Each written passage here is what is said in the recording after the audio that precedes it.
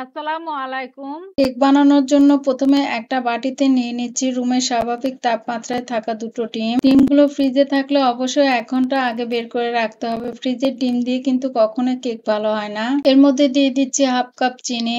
এখন একটা ইলেকট্রিক বিটারের সাহায্যে লো স্পিডে প্রথমে 2 মিনিট বিট করব, তারপর মিডিয়াম স্পিডে বিট করব আরো 4 মিনিট। আপনারা এই কাজটা হ্যান্ড বিটার দিয়েও করতে পারেন, তবে সময়টা একটু বেশি লাগবে। আমি 6 মিনিট বিট করেছি। চিনিটা খুব ভালোভাবে গলে গিয়েছে। এর মধ্যে দিয়ে দিলাম 1/2 কাপ তেল। লিকুইড দুধ দিয়ে দিচ্ছি 2 টেবিল চামচ। ভিনেগার 1/2 চা চামচ। ভ্যানিলা এসেন্স 1/2 চা চামচ। আপনাদের কাছে ভ্যানিলা পাউডার থাকলে 1/2 চা চামচ দিয়ে নিবেন। এখন লো স্পিডে লিকুইড উপকরণগুলো 10 সেকেন্ডের জন্য মিশিয়ে নিচ্ছি।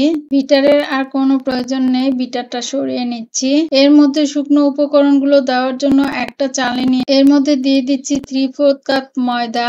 1/3 কাপ দিয়ে 2 বার দিলে 3/4 কাপ হয়ে যাবে। দিচ্ছি 2 টেবিল চামচ গুঁড়া দুধ। কর্নফ্লাওয়ার দিয়ে দিচ্ছি 2 চা চামচ। আপনাদের হাতের কাছে কর্নফ্লাওয়ার না থাকলে বাদ দিতে পারেন, তবে কর্নফ্লাওয়ার দিলে কেকটা অনেক সফট হয়। দিচ্ছি 1/2 চা চামচ বেকিং পাউডার, 1/4 চা চামচ বেকিং সোডা, 1/4 চা চামচ লবণ। এখন সবগুলো উপকরণ চেলে নিচ্ছি। চেলে নেওয়া হয়ে গেলে খুব ভালোভাবে মিশিয়ে নিচ্ছি। এদিকে 6টা কাপ কেকের মোল্ডে আমি কাপ কেকের পেপার গুলো দিয়ে দিচ্ছি। এর মধ্যে কোনো তেল ব্রাশ করতে হবে না। আমি মাখিয়ে নেওয়া ব্যাটার থেকে 1/4 কাপ করে নিয়ে প্রতিটার মধ্যে দিয়ে দিচ্ছি। সবগুলোর মধ্যে ব্যাটার দেওয়া হয়ে গেলে এভাবে একটু বাড়ি দিয়ে নিতে হবে।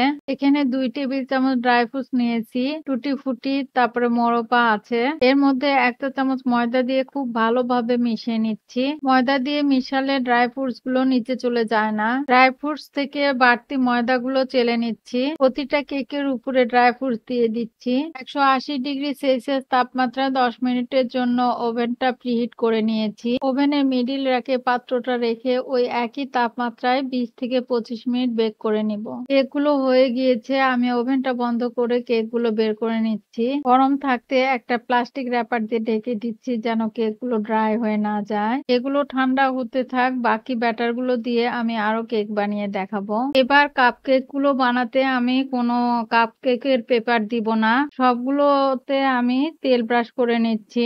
এবার সবগুলোতে ব্যাটার ঢেলে নিচ্ছি। যেহেতু এখানে কাপ কেকের পেপার দিইনি, এজন্য 1/4 কাপের চেয়ে একটু কম করে ব্যাটার দিতে হবে। 2-3 বার বাড়ি দিয়ে এটাও ঠিক একইভাবে বেক করে নিব।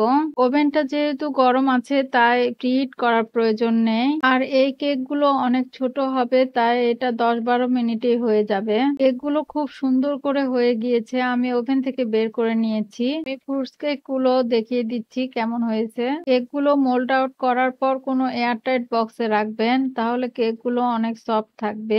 এটা খেতে কিন্তু বাজারের কেনা কেকের চাইতেও অনেক মজার। আমি দুটো কেকই কেটে দেখিয়ে দিচ্ছি ভিতরটা কেমন হয়েছে। আশা করি আমার আজকের রেসিপিটি আপনাদের কাছে অনেক ভালো লেগেছে। সবাই ভালো থাকবেন। আজ এই পর্যন্তই। আল্লাহ হাফেজ।